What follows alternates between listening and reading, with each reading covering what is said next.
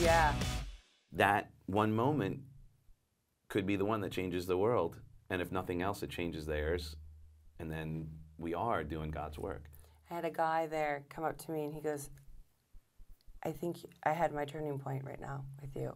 And I was like, really? He's like, I think it's my I'm like, you turned. You can't turn around again. Keep going. I was like, you just turned. Yep. Just know you don't think it. Just know you turned. Own it.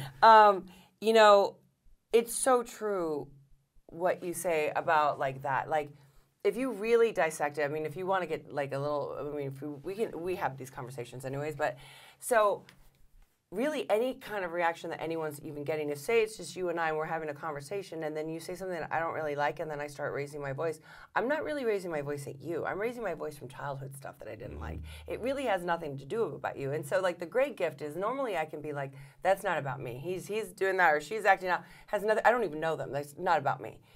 But it's how I react and it's like, but then if it's someone closer, like, you know, in your relationship, like my boyfriend, like we start, it's not about me, it's not about him.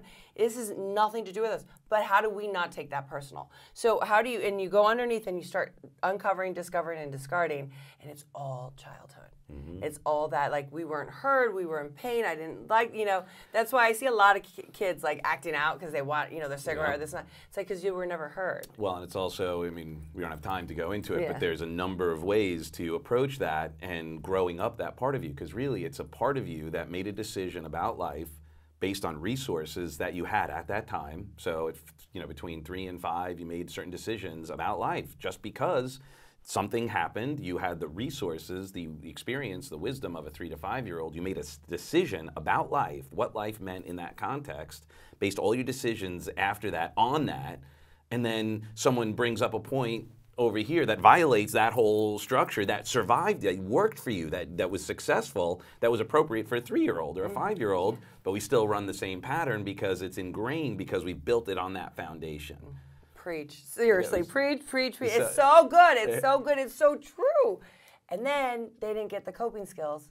Well, they did. They just were inappropriate. That was the coping skill. Yeah, that was the inappropriate coping skill.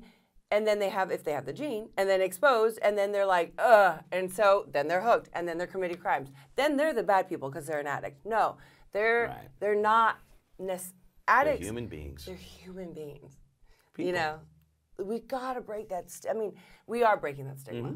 At this right moment, we're breaking that stigma. I just always go like, ignorance is bliss. Like that's all they know. Like that's all they know. Ignorance is pain.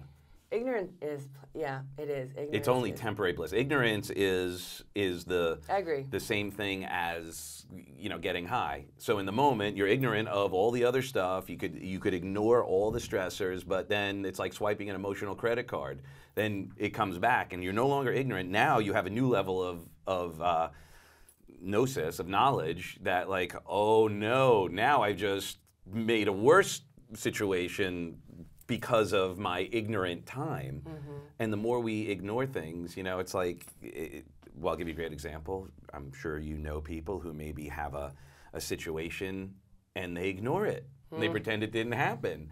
And what does it do? Like a tumor, it grows and it grows, and the more you ignore it, the bigger it gets. Yeah, so all of a sudden you turn around and you go, oh my gosh, look at all this debt I've got, this emotional and spiritual debt that you have to repay. But the cool thing about recovery, and this is recovery from anything, is that it's one of the few areas, like personal development, let's just call it that, that's what it is.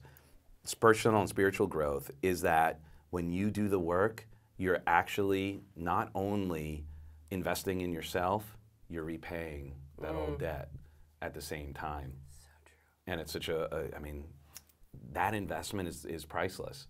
And every time you speak, you're investing in yourself as you invest in others.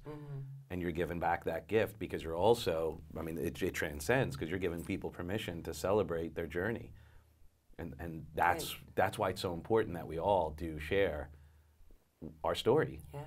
Yeah. Oh, thank you for that. Like, and the thing that's important too is that there should be, I no longer look at the things that happen or I experienced as shame. There should be no shame. Gifts. Yeah, they're gifts. They are gifts, you know.